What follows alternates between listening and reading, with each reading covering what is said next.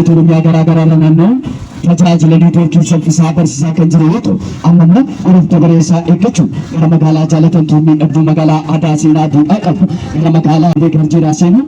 Itiyoo Telekoom 4G itti advaansii tajaajila saffisaa kana uummata isaa biraan gahuu jechuun gammachuu guddaadhaan warri Itiyoo Telekoom gatii madaalawaa fi qulqullina guddaaf kan hojjete simboof miidhagina faaya maamiltoota isaa kan ta'edha. Warri Itiyoo Telekoom akka fedha keessanii simachuun sin keessummeessina yaada keessan kabaju amanamummaa keenya mirkaneessina gammachuun keessan nuuf simboo keenya akkasuma Itiyoo Telekoom teeleebirrii haala adda ta'e isinii qopheessee koottaa jireenya keessan ammayyeessaa isiniif jedha kun Itiyoo Telekoomidha.